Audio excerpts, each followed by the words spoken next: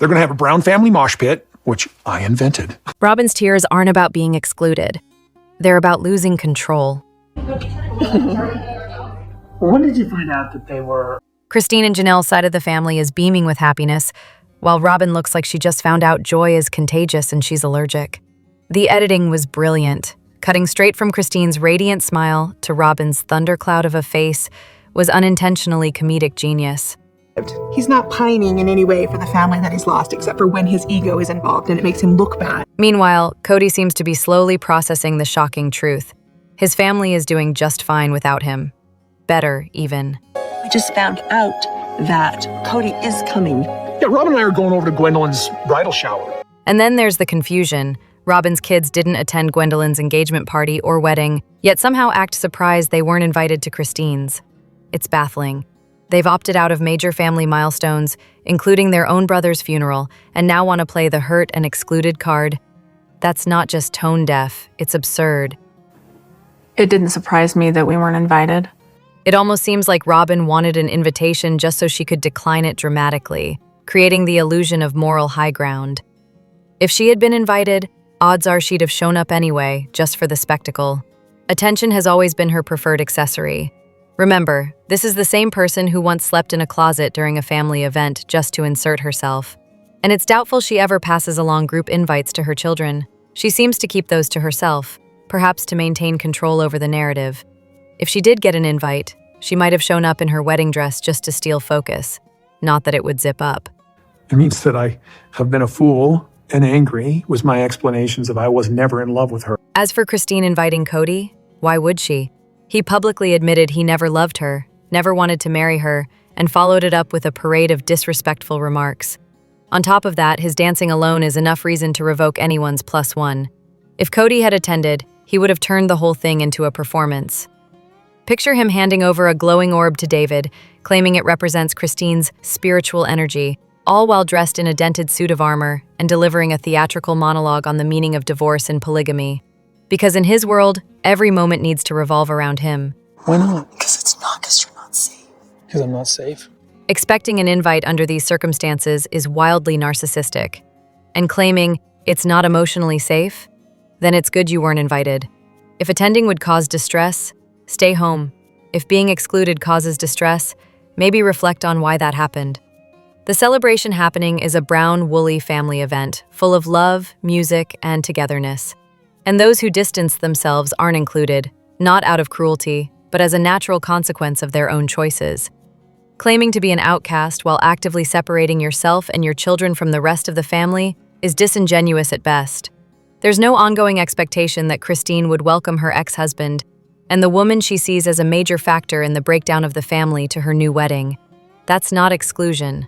They're going to have a Brown family mosh pit, which I invented. That's boundaries. The idea that they're upset about a, quote, family mosh pit happening without them is almost laughable. As if they were eager to jump in and do whatever it is Cody thinks people enjoy at weddings. Because we don't care anymore. I think every kid needs a dad. Reality check, they're not being left out. They stepped out, and now the party's moving on without them. Never trust a man who says he's choosing love, when what he really means is abandoning his own children. I'll tell you what, there's a divine aspect about my relationship with Robyn, and we have been bitch slapped for it. Was anyone else stunned when Cody declared he wouldn't sacrifice his relationship with Robyn for his children? As if that was ever the choice on the table. No one asked him to choose between them, just to make some effort to show up for his kids. Apparently, even that's too much for him. It's not just apathy at this point, it's willful ignorance and, frankly, staggering stupidity. At the end of the wedding dance, when the family was freestyle dancing, one of the kids commented that it felt like the old Brown family gatherings. The joy was obvious, and notably, it was all happening without Cody and Robyn. The absence of Robyn, who often brings a heavy, draining energy to family events, was clearly a relief. And when he's not at Janelle's house, it feels wrong and it feels messed up. Cody does whatever suits him. If he wants to do something without Robyn, he'll do it. But when it comes to his children, suddenly he's bound by some imaginary rule that he can't act without her. The truth is, his children never asked him to leave Robyn. They just wanted basic involvement. Meanwhile, Robyn isn't exactly creating a welcoming environment for them. Today we're going to stop at the Route 66 Diner, where we're going to have Truly's birthday party. Actually have the family sit down and have dinner. It seems like the perfect place to have a birthday party. During Truly's birthday dinner, for example, they didn't even have enough food for everyone. And despite Truly needing a place to stay, there was no room for her at Robyn and Cody's house. Christine was ultimately forced to file a court order for child support because Cody didn't believe he should financially support Truly. The irony is glaring. They justified taking Robyn's kids from their father because he didn't pay child support or stay involved. Yet Cody is guilty of the same neglect. Last year, Truly got really, really sick, and she went to the hospital. Truly got the flu, and she got so dehydrated that her kidneys started to shut down. Cody's relationship with Truly is a particularly painful example. She ended up hospitalized largely due to his absence and neglect. Her falling off a bike is going to happen. There's no way to get around this. Even moments that should have been bonding experiences, like a bike lesson, turned into examples of emotional insensitivity and control. He clearly doesn't know her and has made no effort to. And that's the real tragedy. She is a remarkable child who deserved far better. Frustrating. My mom calls me the Brown family scapegoat. Rather than take responsibility for the breakdown in his relationships, Cody blames Robyn. He paints a picture where the children have rejected her, not him. This lets him dodge the real issue, his years of favoritism, neglect, and narcissism. Blaming Robyn is easier than acknowledging that his children have distanced themselves because of his actions. Since I last talked to Dad about a house, we got into school, and I got the car that I wanted that he told me I should never get. The most damaging part is that his children now have to watch their father dismiss them on national television. It's not just emotionally careless, it's deeply harmful. Robyn has also shaped this narrative where the entire family was against her from the beginning, as if there's been a coordinated effort to push her out. That's simply not true. We really, truly, my kids and I have felt like we got voted off the Brown family island. This rift began when Cody issued an ultimatum. The kids must apologize to Robyn or there would be no Christmas together. When they refused, he rebranded the demand as just wanting a conversation. But as Janelle pointed out, what he really wanted was for them to grovel, and that's never going to happen. Cody doesn't have to sacrifice anything. The decision has already been made for him. I don't see Team Brown anymore. I actually think that we are right on the cusp of being separate or being together. His children have moved forward with their lives. They've created a healthier, more supportive family without him. Whether Robyn is there or not no longer matters. He is no longer welcome. The root issue is Cody's inability to handle his adult children. He can't tolerate disagreement or independence. Many parents struggle with this stage, but Cody's reaction is to retreat, blame, and cut ties. Over the years, he uprooted his children, separated them from siblings and mothers, misused resources, and played favorites. Now that the consequences are here, he refuses to face them. No child should have to cry over someone else's happiness. Okay, so like when I met David, I'm gonna cry. And I don't wanna do this because I'm gonna cry. I just love him so much. When Maddie cried, it was both heartwarming and heartbreaking because her tears weren't just for herself. She cried for someone who had finally found the love she always deserved. Like just like honest and pure, and I've never heard somebody say I love you that much to you. Maddie's deep love for David highlights, in a quiet but powerful way, just how little her father did to show her what love in a marriage should actually look like. This was a dream come true, this wedding. Our wedding was a dream come true. Christine has shown that it's never too late to fall in love. Wanted. And you see how many people were at Christine's wedding. And it's meaningful that all the daughters she helped raise are now seeing that kind of love modeled in front of them. It It's given me a lot more clarity to see like how much they love each other. The older children are starting to understand what a real, healthy relationship looks like.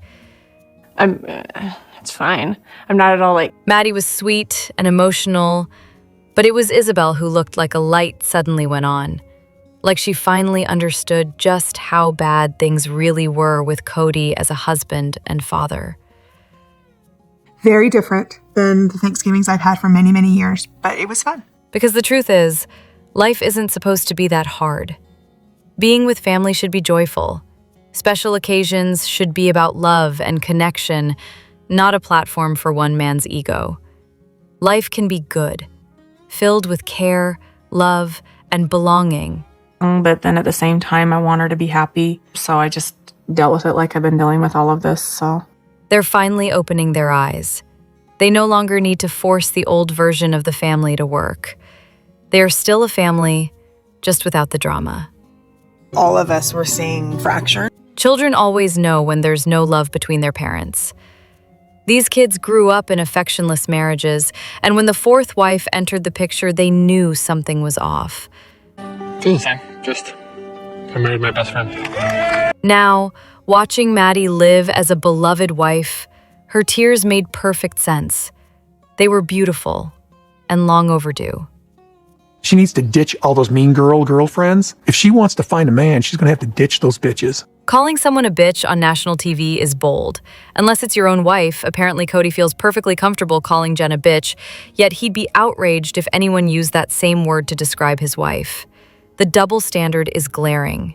There's no way he'd tolerate someone casually referring to Robyn like that, even though he shows no hesitation when it comes to disrespecting others. Whatever poison put that in their mind. I don't know if it's polygamy poison. I don't know if it's their mother. What's especially absurd is that the wives were expected to stay completely silent about Robyn's role as Cody's primary emotional support. They weren't allowed to express how her influence shaped his attitude toward them. Meanwhile, Cody freely criticizes their support systems and accuses others of poisoning the relationships, while using language far more aggressive than anything the wives ever said about Robyn, even in private. Shut your mouth and let me talk to you for a minute. No. You stay. I'm done listening to you. The hypocrisy is staggering. If he were truly content with his life with Robyn, he wouldn't need to constantly insult the other women on television. Secure people don't spend that much time tearing others down. Was Victoria to be in this conversation? Oh, no, we don't want her poisoning my mind anymore. The truth is, Cody resents Mary's support system because those friends aren't afraid to see him for who he really is, and they help her recognize the toxic dynamic she endured. That loss of control threatens him more than anything. Karma's a bitch. I don't know how we define. If any title fits here, it might just belong to Cody himself. They say Robyn cried her way into the family, but what she really did divide it. But my children will always be my children, and the door will always be open to them. Cody says the door's always open for his kids, but Robyn's been busy installing locks, chains, and a virtual do not disturb sign. Early on, she tried to be discreet, but it didn't take long for her discomfort around the other children to show. I can't imagine that for me and Robyn, this is going to be a pleasant experience at all. The original kids were too independent, too outspoken, and didn't orbit around her or her children. Every group vacation or family event seemed like a chore for her, something to endure rather than enjoy. Her concern for the rest of the family, selective at best. Your house is huge. It's nice. She made sure her own needs were met, especially when it came to financial support. The shared family budget was never an obstacle if it got her what she wanted. Impact on others didn't seem to register as long as she got her house. High five as you go out. So are you saying this is a dumb idea? When the idea of one home for the entire family was raised, she was quietly horrified, but happy to let another wife take the fall for opposing it. And then my obligation is to those children who decide they're going to keep my rules. Then came the pandemic. It simply exposed what had always been simmering. She now had a valid excuse to keep her distance, social, emotional, and physical. She discouraged interactions, tightened control, and began reinforcing the idea that her children weren't liked or accepted by the rest of the family. The message was clear. They were outsiders. Aurora's a little bit older. She's no closer to Gwendolyn and Gabe's age. Did you guys hang out together since you saw each other? I don't talk to her. Behavior followed belief. Brianna's treatment of Savannah reflected the emotional undercurrent, cold, dismissive, even cruel.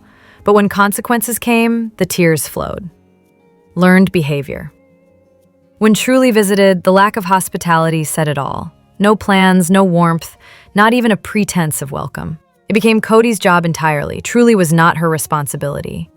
So it's really special for Hunters particularly to come home for Thanksgiving because he hasn't got the chance to visit. So it's actually been a lot longer than we haven't seen him. Even during a family celebration to see Hunter, Robyn resisted participating. She didn't want to go, didn't want her children to go. And when she did, she sat apart, visibly unhappy. The gift exchange became a moment of disruption. Tension, control, followed by withdrawal and self-pity. The pattern repeated. Create discomfort, then lament being excluded. And I won't let go of that hand. Her goal was never integration. She didn't want the original children influencing her own, especially the older ones who might challenge the narrative. If Cody wanted relationships with them, that was his problem. But it wouldn't happen in her home or around her children. Invitations were met with resistance, and yet she still claimed to feel left out. Meanwhile, she distanced not just herself, but Cody and their kids from everyone else. And then this door shuts, so Savannah can have her own little... The door isn't open. It's sealed. Robyn holds the only key, and she's made it clear who's welcome and who isn't. Actions spoke louder than words. There was suddenly no room for Truly to stay in a massive house where every child had their own space. Logistics weren't the issue. Priorities were. The message was clear. This was no longer a shared family. From custody battles to emotional manipulation, Robyn controlled the narrative for her children. She presented herself as their only protector, cast others as threats, and ensured their loyalty through emotional dependence. Over time, they believed what they were told, that they were unwanted, that no one cared, and they acted accordingly. You doing all right with school? Yeah. If connections were made with the other children, comparisons would be inevitable. The contrast between experiences, support, and freedom would become apparent. The entire structure of control could begin to unravel. And that, above all else, is what's being guarded behind that locked door. He says he's always there for his kids, then puts Robyn before them. Want to talk hypocrisy? They have got to come through that door. Cody claims he's always there for his children. They just need to walk through the door. I love Robyn. I will not cut off Robyn to have a relationship with my children. Yet in the next breath, he makes it clear that Robyn comes before his kids. The contradiction is glaring. What parent prioritizes their spouse over their children and says it so openly?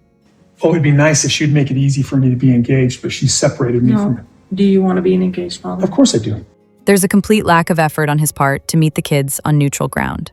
Instead, he insists they come to him, knowing full well that Robyn is the first person they'll see when they do. But I can't really be in a full relationship with him if he's going to be estranged from my children. Many of the children have strained relationships with her, so it's no surprise they avoid the visit altogether. Add in the chaotic, overfilled home environment, and it's practically a welcome mat for estrangement.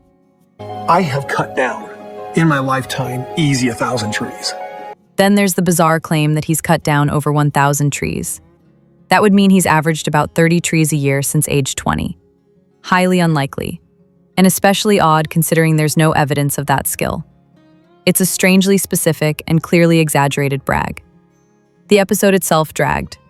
Minimal content, recycled themes, and a staged ATV outing that served no real purpose.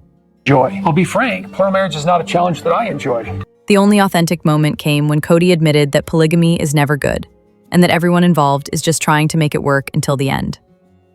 That comment revealed more than anything else in the episode. They're going to engage in me and my passion. From a practical standpoint, the structure of polygamy makes intimacy and connection nearly impossible. Spouses living in separate homes, rotating visits, and parenting in silos, all of it leads to fragmented relationships. Important moments are missed, jokes don't land across households, and nothing ever really feels shared or whole. The emotional disconnection is built into the system. That's the reason I don't care anymore. I don't enjoy the relationship anymore because it feels like a constant fight. Cody appears to have grown weary of the entire arrangement, the constant balancing act, the emotional labor, the impossible expectations. His frustration shows even in the small things like complaining about pets in the house. And while some might relate to those minor grievances, they don't justify his overall failure to foster trust or unity in the family. Figure some things out. He's like, I don't want to. I don't know what's going to happen. I don't know what the future looks like. At the heart of it, polygamy in this context isn't just hard, it's unworkable. The relationships lack depth, the children feel neglected, and the emotional toll is evident. Even those who once believed in the principle seem to be stepping away from it with relief. The system doesn't appear to serve anyone well, not the spouses, not the kids, and not the man struggling to hold it all together. They thought this would make Cody look strong. It did the opposite. I just don't know what kind of crazy it's gonna do. Robyn screaming, "Cody!" was the perfect start to yet another painfully over-the-top scene. Oh, she's like, don't drop a tree until you've removed the last tree you dropped. By now, it's obvious that every special moment between Cody and Robyn feels completely manufactured. I have cut down, in my lifetime, easy 1,000 trees. If Cody is really the master of tree cutting, remember the dramatic 1,000 trees? Why did he look so wildly incompetent while attempting to cut one down? Stand back a little more. Cody, you're gonna swing that around? He wasn't just bad at it, he was downright reckless. Completely unhinged, erratic, and genuinely dangerous, not only to himself but to Robyn, who, bafflingly, was standing right there in the line of danger, shrieking like it was her first time witnessing him with a chainsaw, which, judging by the chaos, it probably was. Just like that infamous family game night, Cody somehow didn't know the rules they supposedly play all the time. It really feels like production knew exactly what they were doing this season. Cody and Robyn likely thought they were pulling off some charming, outdoorsy power couple moment, but the edit made sure every second revealed just how absurd and out of their depth they were. Cody, of course, is the textbook narcissist. He probably thinks every second of screen time is Emmy-worthy. And then there's the scene where he charges up the hill like he's auditioning for an action movie. He genuinely seems to believe he's some kind of rugged heartthrob. The whole thing was unintentionally hilarious. There was just one time where he actually dropped a tree on the house. It was pretty scary, and we had some roof damage. The tree-cutting saga may have been a workaround for avoiding interior filming at Robyn's house. And given past incidents, it wouldn't be surprising if she was screaming because the last time he pulled this stunt, he dropped a tree on the house, causing damage to the roof and balcony. Odds are insurance wouldn't cover the costs since no professionals were involved, leaving them stuck with the repair bill. Hey, thanks for being here. Really. More to come soon, but for now, breathe, rest, and be kind to yourself. I'm off for now. Ta-ta and talk soon.